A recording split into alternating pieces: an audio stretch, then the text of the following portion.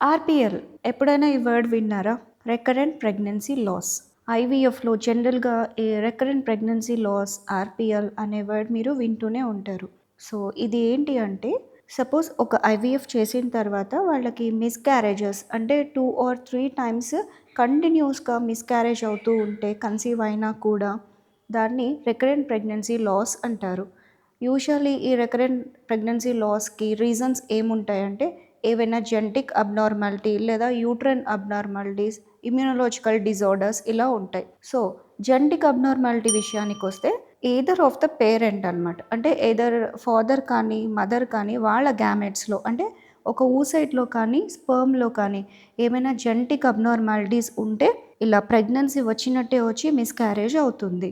So, దాన్ని మనం identify చేయాలి. సో, ఇవి నార్మల్‌గా ఉన్నాయా లేదా అంటే నార్మల్ క్రోమోజోమ్స్ ఉన్నాయా లేదా అబ్నార్మల్ ఉన్నాయా అని తెలుసుకోవడానికి క్యారియోటైపింగ్ అనే టెస్టింగ్ చేస్తారు గ్యామెట్స్‌కి. అంటే బోత్ మేల్ అండ్ ఫీమేల్‌కి.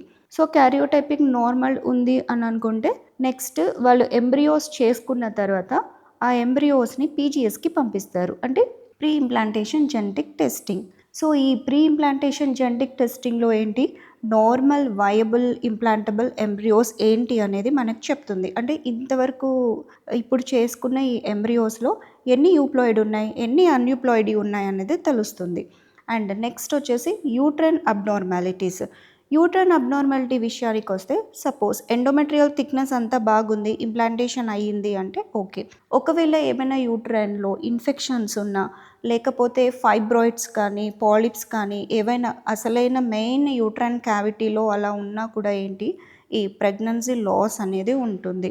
సో, దాన్ని జనరల్‌గా గైనకాలజిస్ట్ దాన్ని మీకు సరి చేస్తారు సరైన ట్రీట్మెంట్ ఇచ్చి. So, before going to IVF ఏంటి అంటే చాలామంది హిస్ట్రోస్కోపీ చేయించుకుంటారు. బికాజ్ ఇలాంటివి ఏవైనా ఇష్యూస్ ఉంటాయేమో అని హిస్ట్రోస్కోపీలో తెలుస్తుంది. హిస్ట్రోస్కోపీ అంటే యూజువల్లీ ఒక సన్న కెమెరా లాగా ఉంటుంది. సో, ఇన్‌సైడ్ యూట్రస్ అనమాట. గర్భసంచి లోపల ఏమైనా ఇన్ఫెక్షన్స్ ఉన్నాయా? లేదా ఏమైనా ప్రాబ్లమ్ ఉందా అని ఆ హిస్ట్రోస్కోపీ ద్వారా తెలుస్తుంది. సో, ఐవీఎఫ్‌కి వెళ్ళే ముందు కొంతమంది హిస్ట్రోస్కోపీ కూడా సజెస్ట్ చేస్తారు అండ్ చేయించుకుంటారు. అండ్ తర్వాత ఎంబ్రియోస్‌లో కూడా అంటే క్వాలిటీ ఆఫ్ ఎంబ్రియో ఇప్పుడు ఒక 5 ఎంబ్రియోస్ ఉన్నాయనుకోండి. 5 ఎంబ్రియోస్‌లో మార్ఫాలజీ ఎలా ఉంది అనేది చూడాలి. అంటే గ్రేడ్ ఏనా, grade B or grade C అని ఎంబ్రియోస్‌ని మనం డివైడ్ చేసుకుంటాం. సో, యూజువల్లీ అన్నీ చాలా బాగా ఉన్న ఎంబ్రియోస్ మనకి ఇంప్లాంటబుల్ ఎంబ్రియోస్ లాగా అనిపిస్తాయన్నమాట.